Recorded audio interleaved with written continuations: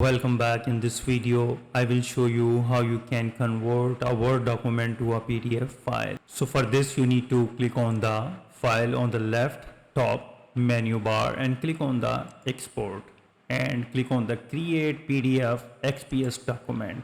Click on create PDF document and now choose your save location.